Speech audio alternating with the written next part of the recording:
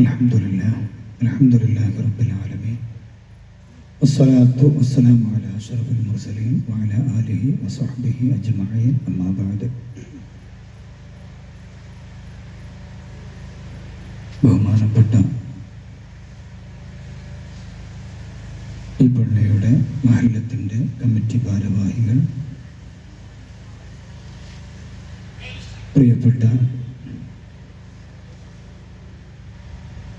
ഉമ്മ, പെങ്ങന്മാർ, സഹോദര സഹോദരിമാർ, വിദ്യാർത്ഥി സുഹൃത്തുക്കൾ, അല്ലാഹു റബ്ബുൽ ഇസ്സത്ത് നമ്മുടെ ഒരുമിച്ച് കൂടൽ അവന് പൊരുത്തപ്പെട്ട ഒരു ഇബാദത്താക്കി നമ്മിൽ നിന്ന് ഖബൂലാക്കട്ടെ.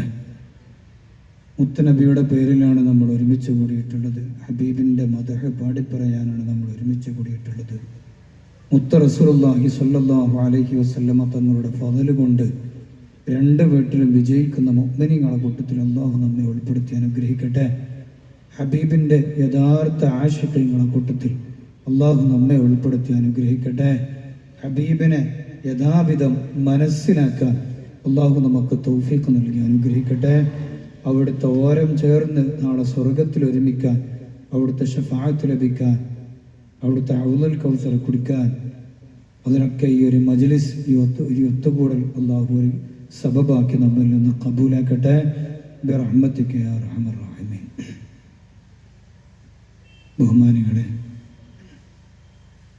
പുണ്യ നബി സല്ലല്ലാഹു അലൈഹി വസല്ലമ തങ്ങളുടെ മദഹ് പാടിപ്പറയാൻ വർഷത്തിലൊരിക്കൽ ഇങ്ങനെ ഒരവസരം നമുക്ക് ലഭിക്കുന്നു. അൽഹംദുലില്ലാ. ശരിക്കും നമ്മെ സംബന്ധിച്ചിടത്തോളം വർഷത്തിലൊരിക്കൽ മാത്രമായി ചുരുങ്ങേണ്ടതല്ല. നമ്മുടെ സ്വന്തം ശരീരത്തെക്കാൾ നമ്മോട് കടപ്പെട്ട് കിടക്കുന്നത് പരിശുദ്ധ ഖുർആൻ രേഖപ്പെടുത്തിയത് അന്നബിയ്യു ഔലാ ബിൽ മുഅ്മിനീന മിൻ അൻഫുസിഹിം. മുഅ്മിനീങ്ങളുടെ സ്വന്തം ശരീരത്തെക്കാൾ മുഅ്മിനിലേക്ക് ഏറ്റവും ചേർന്ന് കിടക്കുന്നത് അത് അല്ലാഹുവിൻ്റെ ഹബീബ് മുഹമ്മദ് മുസ്തഫ സ്വല്ലല്ലാഹു അലൈഹി വസല്ലമ തങ്ങളാണ്. എൻ്റെ സ്വന്തം ശരീരത്തെക്കാൾ എന്നോട് ഏറ്റവും കടപ്പെട്ടത് പുണ്യനബിയാണ്. കാരണവും പരിശുദ്ധ ഖുർആൻ മറ്റൊരു സ്ഥലത്ത് പറഞ്ഞു, നമ്മുടെ ശരീരം നമ്മെ നയിക്കുന്നത് അത് തിന്മയിലേക്കാണ്. നമ്മുടെ ശരീരം നമ്മെ നയിക്കുന്നത് അത് തെറ്റുകളിലേക്കാണ്, നരകത്തിലേക്കാണ്. തിന്മ ചെയ്യുന്നിടത്തേക്കാണ് നമുക്ക് താല്പര്യമുള്ളത്. അതേ സമയത്ത് അള്ളാഹുവിൻ്റെ ഹബീബ് നമ്മെ നയിക്കുന്നത് അത് സ്വർഗത്തിലേക്കാണ്. സ്വർഗത്തിലേക്കുള്ള വഴിയാണ് അള്ളാഹുവിൻ്റെ ഹബീബ് കാണിച്ചു തരുന്നത്. ഒരു ഹദീസിൽ കാണാം, ഒരു തീനാളം, ഒരു തീക്കുണ്ടാരം, ആ തീക്കുണ്ടാരത്തിലേക്ക് എടുത്തു ചാടാൻ വേണ്ടി നിങ്ങൾ നിൽക്കുമ്പോൾ നിങ്ങളുടെ അരക്കിട്ട് മുറുക്കി പിടിച്ച് പിന്നോട്ട് വലിക്കുന്നവനാണ് ഞാൻ. നരകാഗ്നിയിലേക്ക് നിങ്ങൾ ചാടാൻ നിൽക്കുമ്പോൾ അതിലേക്ക് ചാടാതെ നന്മയുടെ വഴി കാണിച്ചതെന്ന് സ്വർഗത്തിലേക്ക് നിങ്ങളെ കൊണ്ടുപോകുന്നവൻ ഞാനാണ്. അതുകൊണ്ട് മുഅ്മിനീങ്ങളായ നമ്മൾ സ്വന്തം ശരീരത്തെക്കാൾ അള്ളാഹുവിൻ്റെ ഹബീബിനോടാണ് കടപ്പെട്ടിട്ടുള്ളത്. ആ ഒരു തിരിച്ചറിവ്, ആ ഒരു ബോധം നമുക്ക് വേണം. പ്രതിസന്ധി ഘട്ടത്തിൽ അള്ളാഹുവിൻ്റെ ഹബീബിലൂടെയാണ് നമുക്ക് പരിഹാരം ലഭിക്കുന്നത്.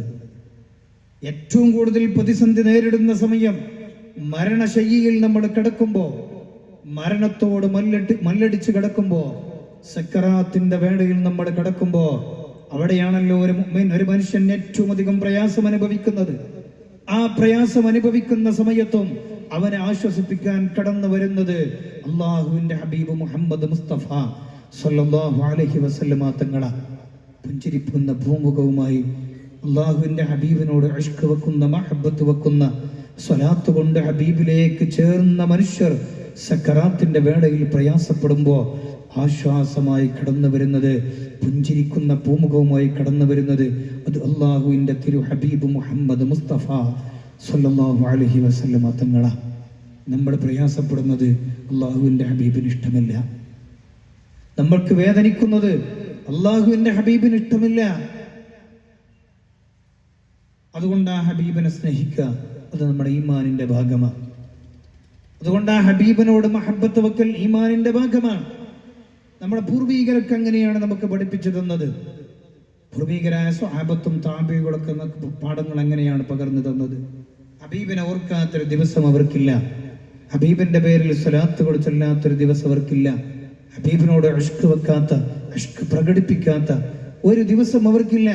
നേരത്തെ ഇവിടെ ബഹുമാനപ്പെട്ട നാസിർ മാഷ് പറഞ്ഞല്ലോ, മഹാനായ ഉവൈസുൽ ഖർനി റഹ്മഹുല്ലാഹ് സ്വഹാബിയല്ല, അള്ളാഹുവിന്റെ ഹബീബ് ജീവിക്കുന്ന കാലത്ത് യമനിൽ ബഹുമാനപ്പെട്ട ഉവൈസുൽ ഖർനി ജീവിക്കുന്നുണ്ട്. പ്രിയപ്പെട്ടവരുടെ ഉമ്മ ഹയാത്തിലുണ്ടായിരുന്നു. ഉമ്മാക്ക് ഖിദ്മത്ത് ചെയ്യാൻ വേണ്ടി അള്ളാഹുവിന്റെ ഹബീബിനെ കാണാൻ ഖൽബിന്റെ ഉള്ളറയിൽ ഒരുപാട് ആഗ്രഹം വെച്ചെങ്കിലും ഉമ്മാനെ ശുശ്രൂഷിക്കാൻ വേണ്ടി യമനിൽ തന്നെ താമസിച്ച ബഹുമാനപ്പെട്ട ഉവൈസുൽ ഖർനി റഹ്മഹുല്ലാഹ് എന്നും അസറിന്റെ സമയത്ത് അങ്ങാടിയിലേക്ക് ഇറങ്ങും. അസറിന്റെ സമയത്ത് അങ്ങാടിയിലേക്ക് ഇറങ്ങി അതിലൂടെ കച്ചവട സംഘം വരുമ്പോ ബഹുമാനപ്പെട്ട ഉവൈസുൽ ഖർനി അവർ അടുത്തേക്ക് വിളിക്കും. എന്നിട്ട് അവരോട് ചോദിക്കുന്ന ഒരു ചോദ്യമുണ്ട്, നിങ്ങൾ മദീനക്കാരാണോ? മദീനയിൽ നിന്നാണോ നിങ്ങൾ വരുന്നത്? അതെ, ഞങ്ങൾ മദീനക്കാരാണെന്ന് പറയുമ്പോ ബഹുമാനപ്പെട്ടവർ അടുത്ത ചോദ്യം ചോദിക്കുന്നു, നിങ്ങൾ പുന്നാര നബി തങ്ങളെ കണ്ടിട്ടുണ്ടോ? നിങ്ങൾ ഹബീബിന്റെ സ്വഹാബത്താണോ? നിങ്ങൾ ഹബീബിനെ കണ്ടിട്ടുണ്ടോ?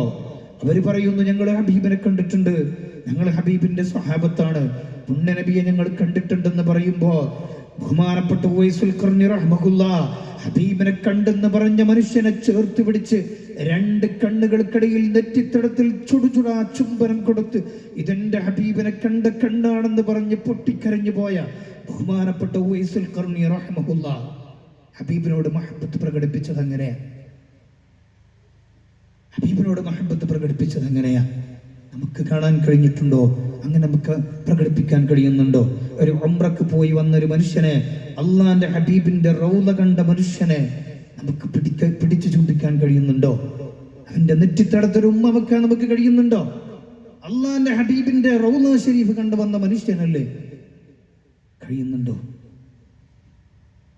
ബഹുമാനപ്പെട്ട ബിലാൽ ഇബ്നു റബാഹ് റളിയല്ലാഹു തആല അൻഹു പുണ്യനബി ജീവിച്ച കാലത്ത് മദീനത്ത് ബാങ്ക് വിളിച്ചിരുന്ന ബഹുമാനപ്പെട്ട ബിലാൽ ഇബ്നു റബാഹ് റളിയല്ലാഹു തആല അൻഹു ബഹുമാനപ്പെട്ട റസൂലുള്ളാഹി തങ്ങളുടെ വഫാത്തോടുകൂടി പുണ്യനബിയില്ലാത്ത മദീനയിൽ എനിക്ക് ജീവിക്കണ്ട, പുണ്യനബിയില്ലാത്ത നാട്ടിൽ എനിക്ക് ജീവിക്കണ്ടെന്ന് പറഞ്ഞ് മദീനയോട് സലാം പറഞ്ഞു പോയ ബഹുമാനപ്പെട്ട ബിലാൽ ഇബ്നു റബാഹ് റളിയല്ലാഹു തആല അൻഹു ഹബീബിന്റെ കാലം കഴിഞ്ഞപ്പോ മദീനയോട് യാത്ര പറഞ്ഞു പോയി.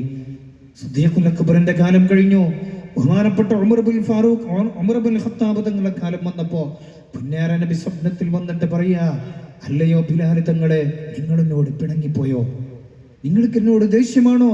നിങ്ങൾ എന്നോട് പിണങ്ങിപ്പോയോ? നിങ്ങൾക്ക് എന്താ എന്നെ ഒന്ന് സിയാറത്ത് ചെയ്യണ്ടേ? എന്റെ റൗള ഷരീഫിൽ നിങ്ങൾക്കൊന്ന് വരണ്ടേ?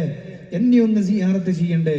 പുണ്യ നബി സ്വപ്നത്തിൽ വന്ന് ചോദിച്ചപ്പോ ബഹുമാനപ്പെട്ട ബിലാൽ ഇബ്നു റബാഹ് റളിയല്ലാഹു തആല അൻഹു മദീനയെ ലക്ഷ്യം വെച്ച് പുറപ്പെട്ടു. മദീനയിലേക്ക് കടന്നു വന്നു. റൗള ഷരീഫ് സിയാറത്ത് ചെയ്തു. പുണ്യ നബിയെ സിയാറത്ത് ചെയ്ത് തിരിച്ചു പോരുമ്പോഴാണ് ബഹുമാനപ്പെട്ട ഉമർ ഇബ്നു ഖത്താബ് തങ്ങള് ബഹുമാനപ്പെട്ട ബിലാൽ റളിയല്ലാഹു തആല അൻഹുവിനെ കാണുന്നത്. ഉമർ റളിയല്ലാഹു അൻഹു പറയുന്നുണ്ട്, ഞങ്ങൾ അല്ലാഹുവിന്റെ റസൂലിന്റെ കാലത്ത് മദീനയിൽ ബാങ്ക് വിളിച്ചവരല്ലേ? അള്ളാഹുവിന്റെ ഹബീബ് ജീവിച്ച കാലത്ത് മദീനയിൽ ബാങ്ക് വിളിച്ചവരല്ലേ നിങ്ങള്? അതുകൊണ്ട് നിങ്ങളെ ബാങ്കിൽ ഇനിയും നിങ്ങൾക്ക് കേൾക്കണം, നിങ്ങളൊന്ന് ബാങ്ക് വിളിക്കണമെന്ന് പറയുമ്പോ ബഹുമാനപ്പെട്ടവർ വിതുമ്പി പറയുന്നു, എനിക്ക് കഴിയില്ല, അള്ളാന്റെ ഹബീബിന്റെ കാലത്ത് ബാങ്ക് വിളിച്ച പോലെ ഈ ബിലാലിന് ബാങ്ക് വിളിക്കാൻ എനിക്ക് കഴിയില്ല. ബഹുമാനപ്പെട്ട ഉമർ റളിയല്ലാഹു അൻഹുവിന്റെ നിർബന്ധത്തിന് വഴങ്ങി അവസാനം ബഹുമാനപ്പെട്ടവർ ബാങ്ക് വിളിച്ചു. അല്ലാഹു അക്ബർ എന്ന് വിളിച്ചപ്പോ മദീനക്കാര് മുഴുവൻ അള്ളാഹുവിന്റെ ഹബീബിന്റെ കാലം തിരിച്ചു വന്നോ? പുണ്യനബിയുടെ കാലം തിരിച്ചു വന്നോ?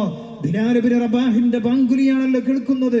പുണ്യനബിയുടെ കാലം തിരിച്ചു വന്നോ എന്ന് മദീനക്കാർ ആശ്ചര്യത്തോടു കൂടി നോക്കിക്കണ്ട ഒരു സമയം ബഹുമാനപ്പെട്ട ബിലാൽ ഇബ്നു റബാഹ് റളിയല്ലാഹു തആല അൻഹു ബാങ്ക് വിളി തുടങ്ങി.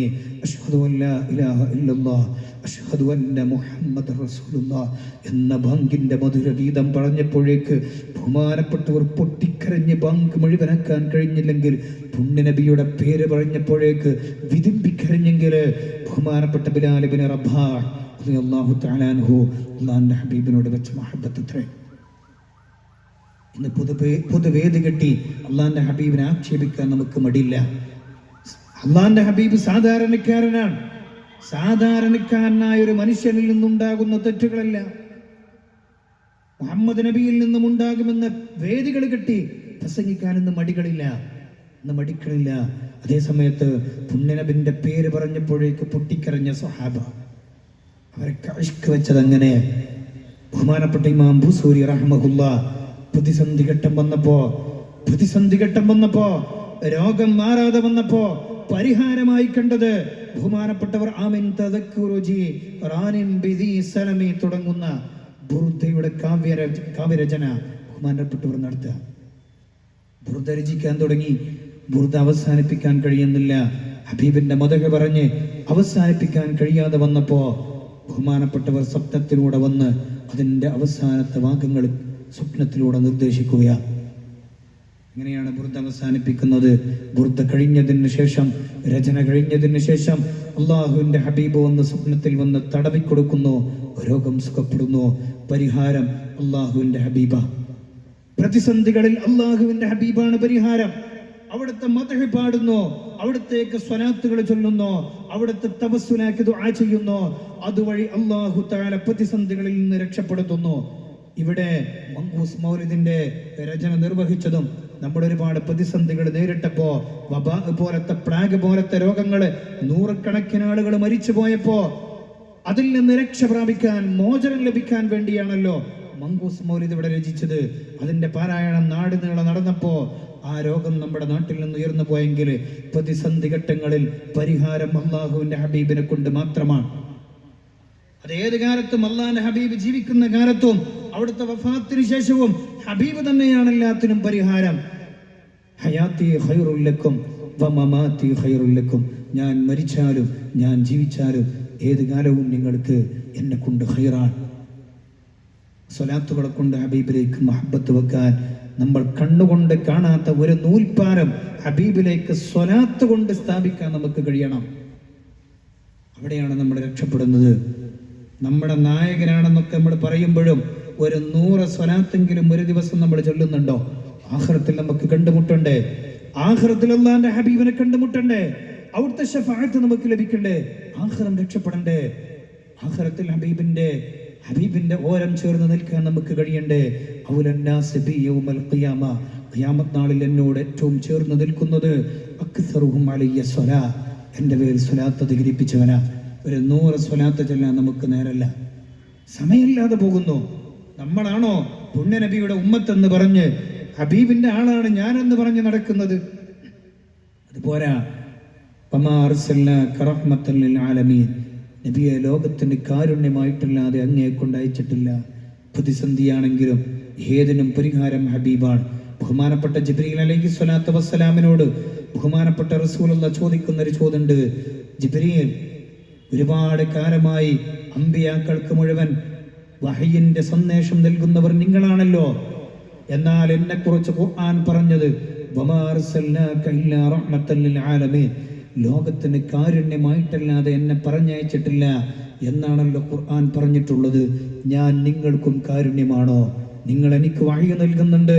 അള്ളാഹുവിന്റെ ദിവ്യ സന്ദേശം എന്നിലേക്ക് എത്തിച്ചു തരുന്നത് അത് നിങ്ങളാണ്. അതുകൊണ്ട് ഞാൻ നിങ്ങൾക്കും റഹ്മത്താണോ എന്ന് അള്ളാഹുവിന്റെ ഹബീബ് ബഹുമാനപ്പെട്ട ജിബ്രീൽ അലൈഹി സ്വലാത്തു വസ്സലാമിനോട് ചോദിക്കുമ്പോ ബഹുമാനപ്പെട്ട ജിബ്രീൽ അലൈഹി സ്വലാത്തു വസ്സലാം പറയുന്നത്, അതെ നബിയെ, നിങ്ങൾ എനിക്കും റഹ്മത്താണ്, നിങ്ങൾ എനിക്കും റഹ്മത്താണ്. കാരണം ഒരുപാട് കാലമായി മാലാഖമാർക്ക് അള്ളാഹുവിന്റെ പരിശുദ്ധമായ ഇൽമ് പകർന്നു കൊടുത്തിരുന്നവനാണല്ലോ ഇബ്ലീസ് ലഅനത്തുല്ലാഹ്. 1-ാം ആകാശത്തില് വലിയെന്നും 2-ാം ആകാശത്തിലും ഓരോ ആകാശത്തില് വിലായത്തിന്റെ മർത്തബകളിലുള്ള പേരിട്ട് വിളിച്ചിരുന്ന ഇബ്ലീസ് ലഅനത്തുല്ലാഹ്, മലക്കുകൾക്ക് അധ്യാപനം നടത്തിയിരുന്ന ഇബ്ലീസ് ലഅനത്തുല്ലാഹ്. പക്ഷേ ഈ ഇബ്ലീസിനെ കുറിച്ച് പറഞ്ഞു, ഫഇന്നക റജീം, നീ ആട്ടിയോടിക്കപ്പെട്ടവനാണല്ലോ. ഞാനും പേടിച്ചിരുന്നു നബിയെ. ആദം നബി മുതൽ നിങ്ങൾ വരെയുള്ള സകല അമ്പിയാക്കൾക്കും അവരുടെ വഹയിന്റെ സന്ദേശം അവർക്ക് ഞാൻ പകർന്നു കൊടുക്കുമ്പോഴും എനിക്ക് പേടിയുണ്ടായിരുന്നു. ഞാനും അവസാനം ആട്ടിയോടിക്കപ്പെട്ടു പോകുമോ, ഞാനും ആക്ഷേപിക്കപ്പെട്ടവനാകുമോ, എന്നെയും ആട്ടിയോടിക്കപ്പെടുമോ എന്ന് ഞാൻ പേടിച്ചിരുന്നു. പക്ഷേ നിങ്ങൾക്ക് അല്ലാഹു ഖുർആൻ ഇറക്കിയപ്പോ ആ ഖുർആനിൽ അല്ലാഹു ഒരു വാചകം പഠിപ്പിച്ചിട്ടുണ്ട്, ഒരു വാചകം ഇറക്കിയിട്ടുണ്ട്. ഇന്നഹു ലഖൗലു റസൂലിൻ കരീം, ബഹുമാന്യനായ ഒരു മലക്കാണ് നിങ്ങൾക്ക് ഈ സന്ദേശങ്ങൾ കൈമാറുന്നത്. ഈ മലക്കാരാണ്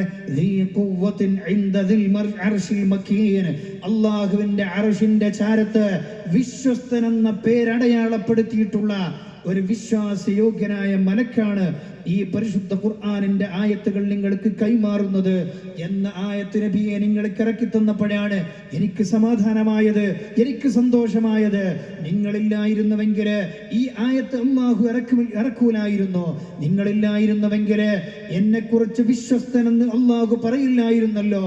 ഞാൻ വിശ്വസ്തനാണെന്ന് ഖുർആനിലൂടെ അല്ലാഹു പറഞ്ഞതുകൊണ്ട് ഇനി ഞാൻ പിഴക്കില്ല എന്ന് എനിക്കുറപ്പാണ്.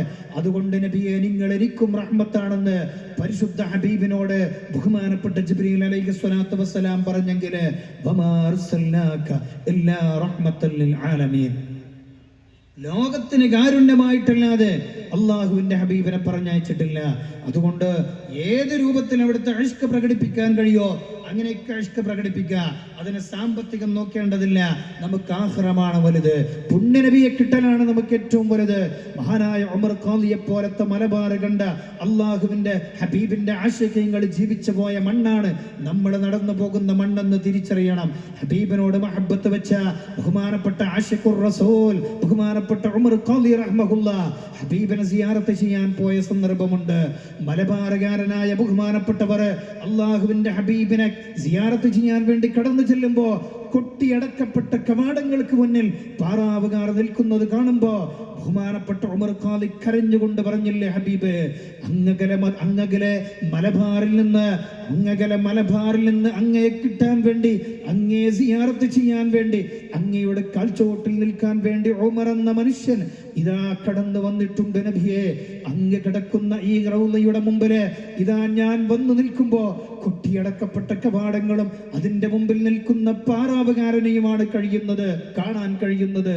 അതുകൊണ്ട് അങ്ങയിലേക്ക് ചേരാൻ, ആ കാൽച്ചോട്ടിൽ വന്നു നിൽക്കാൻ, അവിടുത്തെ കാൽച്ചോട്ടിൽ ഒന്ന് ചുംബിക്കാൻ ഉമറിന് കഴിയില്ല നബി എന്ന് ചോദിക്കുമ്പോ കൊട്ടിയടക്കപ്പെട്ട കവാടങ്ങൾ മലർക്കെ തുറക്കപ്പെട്ട് അള്ളാഹുവിന്റെ ഹബീബിനെ സിയാറത്ത് ചെയ്യാനും ആ റൗള ഷരീഫിൽ നിന്ന് കൈനീട്ടിക്കൊടുത്ത് ചുംബിക്കാൻ അവസരം കൊടുത്തെങ്കിൽ മലബാറുകാരനായ മഹാനായ ഉമർ ഖാദിക്ക് കഴിഞ്ഞെങ്കിൽ അവരുടെ പിൻതലമുറക്കാരാണ് നമ്മള്. അവർ നടന്നു പോയ മണ്ണാണ് നമ്മൾ നടക്കുന്നത്, അവർ ജീവിച്ചു പോയ മണ്ണിലാണ് നമ്മൾ ജീവിക്കുന്നത്. അതുകൊണ്ട് ഇഷ്ക് പ്രകടിപ്പിച്ചാൽ അള്ളാഹുവിന്റെ ഹബീബ് നമ്മിലേക്ക് നോക്കും. അതുകൊണ്ട് തന്നെയല്ലേ മഹാനായ അഹ്മദുൽ കബീർ റിഫാഇ ഖദ്ദസല്ലാഹു സിർറഹുൽ അസീസ് ഹബീബിനെ സിയാറത്ത് ചെയ്യാൻ വേണ്ടി പോകുമ്പോ ഹബീബിന്റെ ഖബർ ഷരീഫിന്റെ ചാരത്ത് നിന്ന് പുണ്യനബിയുടെ മുഖത്തേക്ക് നോക്കിയിട്ടൊരു കാര്യം പറഞ്ഞു, ഹബീബ് ഞാൻ അങ്ങ് ദൂരെ ബഗ്ദാദിൽ നിന്നാണ് കടന്നു വരുന്നത്. ഞാൻ ബഗ്ദാദുകാരനാണ്. ബഗ്ദാദിൽ നിന്ന് എന്നും അങ്ങയുടെ ഹളറത്തിലേക്ക് വരാൻ എന്നെ കൊണ്ട് കഴിയില്ല.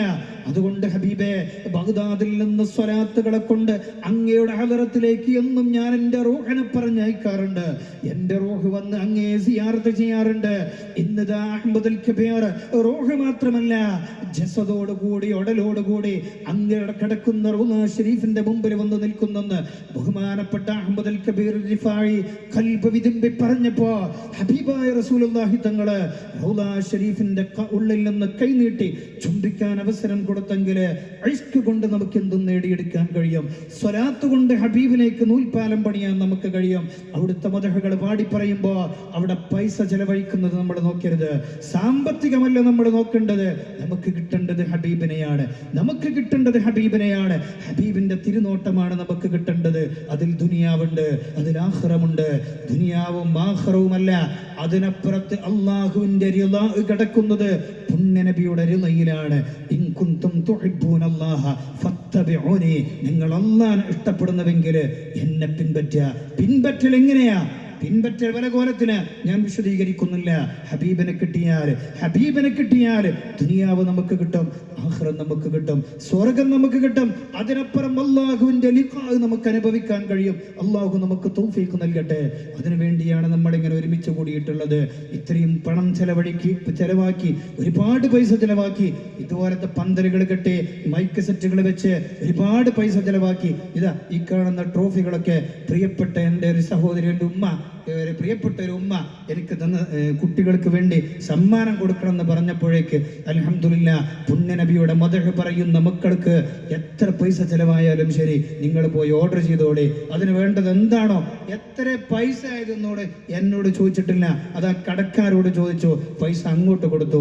അൽഹംദുലില്ലാ പുണ്യ നബിയോടുള്ള മഹബത്തിന്റെ ഭാഗ അവിടുത്തെ മദ്ഹ് പാടി പറയുമ്പോ ആ മക്കൾക്ക് അനുമോദനമായിട്ട് അവരെ പ്രശംസിച്ച് അതല്ലെങ്കിൽ അവർക്ക് വേണ്ടത് ചെയ്തു കൊടുക്കുക. പുണ്യനബിയെ മദ്ഹ് ചെയ്ത ഹസ്സാൻ ഇബ്നു സാബിത്തിന് അള്ളാഹുവിന്റെ ഹബീബ് മദീനത്തെ പള്ളിയിൽ ഒരു പീഠം തന്നെ നിർമ്മിച്ചു കൊടുത്തെങ്കിൽ അള്ളാഹിന്റെ ഹബീബിനെ മദ്ഹ് ചെയ്യാൻ വേണ്ടിയാണ്. അല്ലാഹുമ്മ അയ്യിദുഹു ബിറൂഹിൽ ഖുദ്സ്, അള്ളാഹുവേ പരിശുദ്ധാത്മാവായ ജിബ്രീലിനെ കൊണ്ട് അവരെ നാവിനെ ശക്തിപ്പെടുത്തി കൊടുക്കണേ എന്ന് പുണ്യനബി പറഞ്ഞിട്ടുണ്ടെങ്കിൽ അതൊക്കെ ഹബീബ് കൊടുത്ത അംഗീകാരങ്ങളാണ്. ഇതുപോലെ ഹബീബിന്റെ മദ്ഹുകൾ പറയുമ്പോൾ, ഹബീബിന്റെ കീർത്തനങ്ങൾ പാടി പറയുമ്പോൾ അതിനുവേണ്ടി സൗകര്യങ്ങൾ ഒരുക്കി തരുന്നവർ അൽഹംദുലില്ലാ, ഇതൊക്കെ ഹബീബിനോടുള്ള ഇഷ്കിന്റെ മഹബത്തിന്റെ ഭാഗമാണ്. അള്ളാഹു ഇതൊക്കെ അവരിൽ നിന്ന് കബൂലാക്കി അർഹിക്കുന്ന പ്രതിഫലം അവർക്ക് കൊടുത്ത് അനുഗ്രഹിക്കട്ടെ. ഹബീബിലേക്ക് ചേരാൻ, ഹബീബിനെ കണ്ടുമുട്ടാൻ, ഉപ്പ് വെള്ളത്തിൽ ലയിച്ചു ചേരുന്നത് പോലെ ഹബീബിലേക്ക് ലയിച്ചു ചേരാൻ അള്ളാഹു ഇതൊക്കെ ഒരു സബബായി നമ്മിൽ നിന്ന് കബൂലാക്കട്ടെ. ഹബീബിനെ നാളെ കണ്ടുമുട്ടാനും അവിടുത്തെ തൃക്കല്യാണത്തിൽ സ്വർഗത്തിൽ ഒരുമിക്കാനും അള്ളാഹു നമുക്ക് ഭാഗ്യം നൽകി അനുഗ്രഹിക്കട്ടെ എന്ന് പ്രാർത്ഥിച്ചുകൊണ്ട് ബിസ്മില്ലാഹിർ റഹ്മാനിർ റഹീം എന്ന തിരുനാമത്തിൽ ഈ പരിപാടി ഔപചാരികമായ ഉദ്ഘാടന കർമ്മം നിർവഹിച്ചതായി അറിയിച്ച് ഞാൻ അവസാനിപ്പിക്കുന്നു. അൽഹംദുലില്ലാ. അസ്സലാമു അലൈക്കും വറഹ്മത്തുള്ളാഹി വബറകാതുഹു.